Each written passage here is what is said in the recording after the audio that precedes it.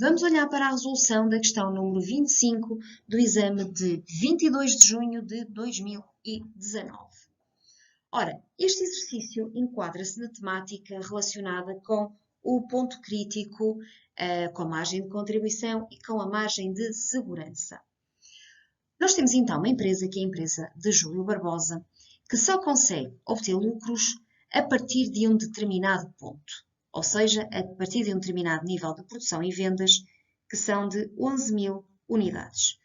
Portanto, este basicamente é o ponto a partir do qual ele obtém lucros, ou seja, é o ponto em que o resultado é igual a zero. Ou seja, estas 11.000 unidades representam a nossa quantidade no ponto crítico.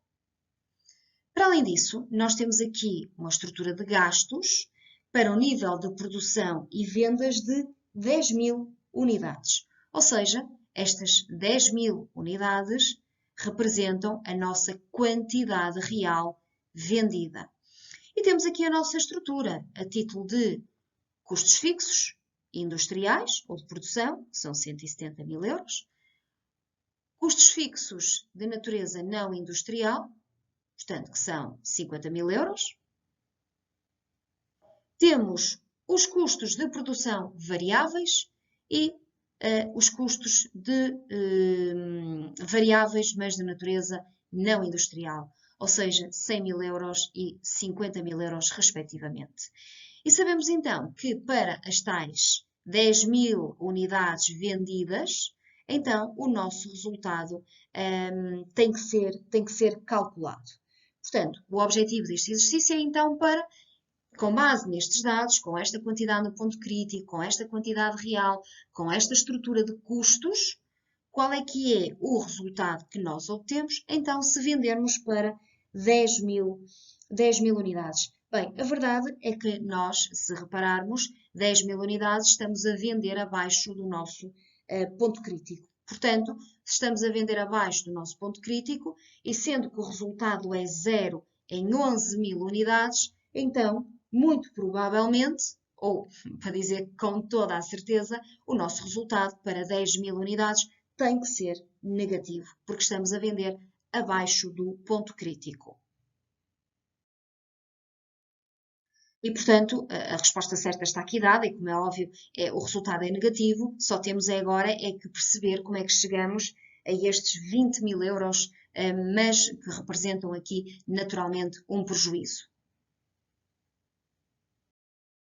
Portanto, tendo em atenção os dados que nos são fornecidos pelo enunciado, em que basicamente nós temos os custos fixos, temos a nossa quantidade no ponto crítico, temos os nossos custos variáveis industriais, custos variáveis não industriais, quantidade produzida, quantidade vendida, e naturalmente que precisamos então destes dados todos para chegar ao resultado. A verdade é que nós não temos o preço de venda, mas vamos construir então aqui o nosso raciocínio. Nós sabemos, temos então a nossa quantidade no ponto crítico e sabemos que o nosso quilinha será igual então aos custos fixos a dividir pela margem unitária. Mas a grande questão é que para nós termos a nossa margem unitária precisamos do preço de venda. Portanto, vamos ter que fazer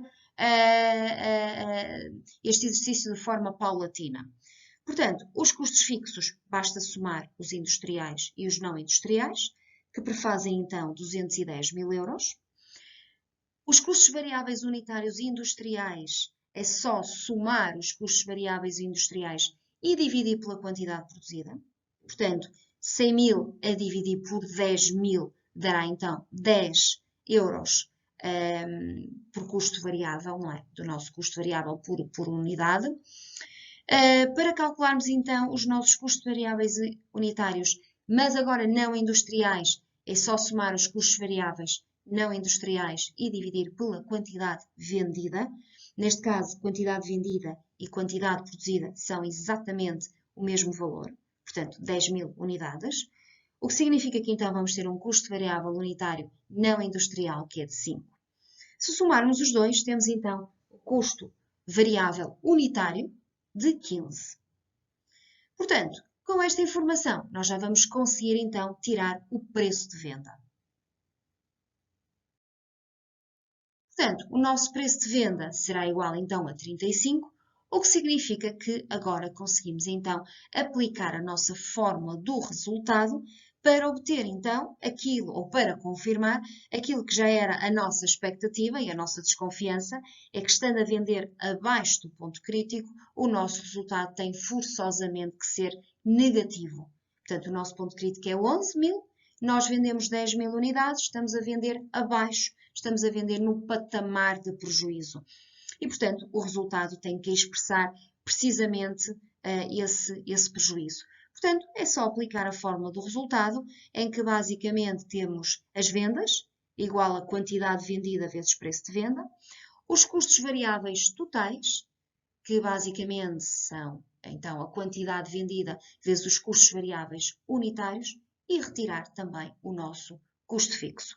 Portanto, se o fizermos, vamos obter então um resultado de menos 20.000 euros, exatamente como nós já esperávamos a nível de sinal. A nível de valor, teremos sempre que fazer as contas para termos a certeza que entre as duas alíneas que diziam que o resultado era negativo, pronto, não termos de facto dúvidas.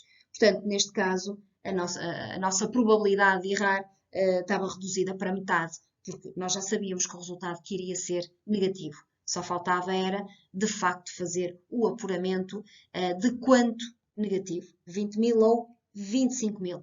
Portanto, as contas evidenciam, portanto, um resultado negativo de 20.000 euros.